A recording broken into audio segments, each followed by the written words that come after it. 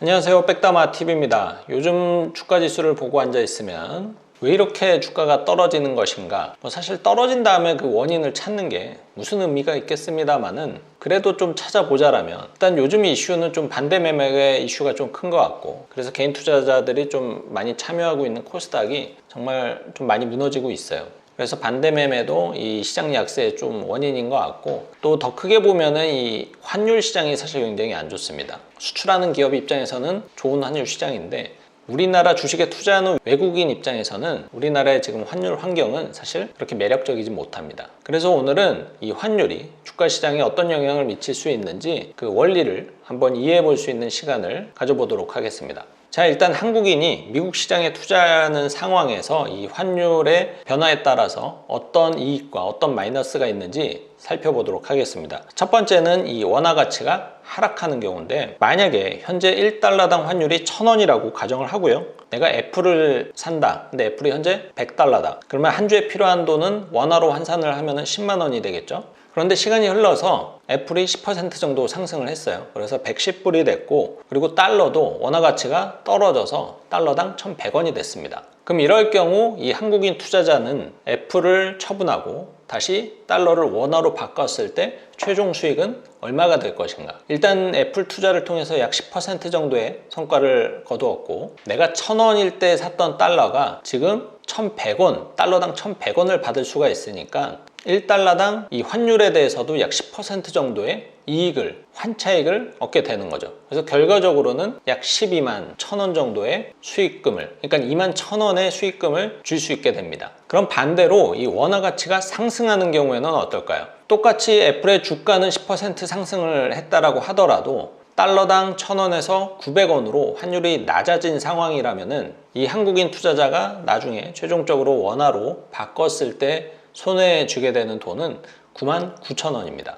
즉 1000원 혹은 거의 원금 정도밖에 건지지 못하는 거죠. 내가 갖고 있는 주식은 10%나 올랐는데. 자, 그럼 반대로 미국인이 한국 시장에 투자를 할 때 사실 원리는 똑같습니다. 일단 첫 번째, 원화 가치가 하락하는 경우 달러당 1000원일 때 삼성전자가 10만 원이라고 가정을 해보고 한 주 매입을 한다라고 하죠. 그러면 필요한 달러는 100달러. 그리고 시간이 흘러서 삼성전자가 11만 원이 됐고 환율은 달러당 1000원에서 1100원이 됐습니다. 그럼 외국인이 다시 원화를 삼성전자 팔고 원화를 다시 달러로 바꿔서 본국으로 돌아가는 경우, 그러면은 이 미국인 투자자는 손에 얼마가 쥐어져 있을 것인가? 11만 원을 환전을 하면은 100불. 그러니까 투자했던 최초의 원금과 똑같은 거죠.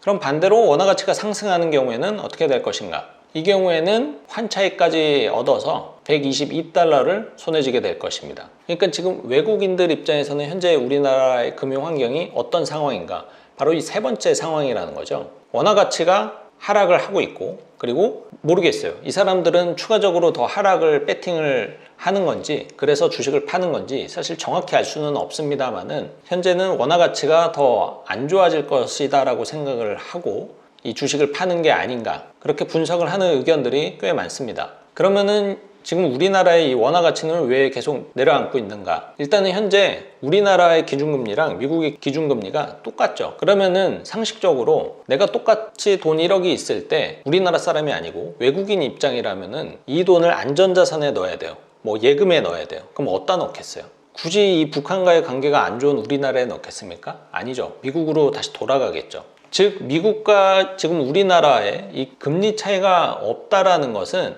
이 달러의 수요가 당연히 훨씬 더 강해진다라는 것을 의미를 합니다. 우리나라에 투자할 만큼 매력적이지 않다라는 거죠. 한번 상식적으로 생각을 해보세요. 브라질의 금리가 2%고 미국의 금리가 2%예요. 그럼 어디에 투자를 하겠습니까? 리스크가 높은 브라질에 투자를 하겠어요? 아니죠. 훨씬 더 안전하면서도 똑같은 수익을 주는 미국에 투자를 하겠죠.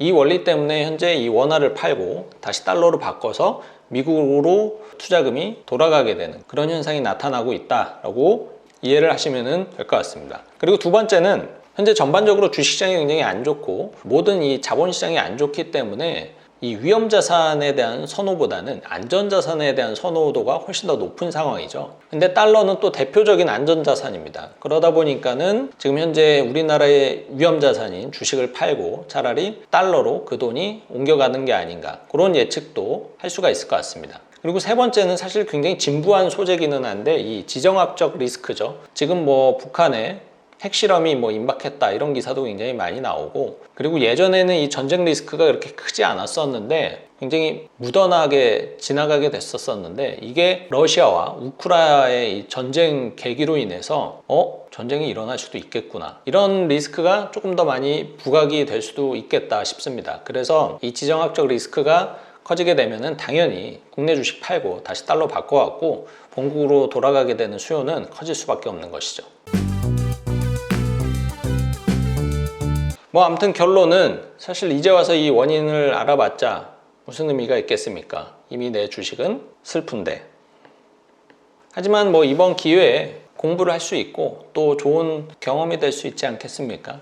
저는 그렇게 긍정적으로 생각을 합니다.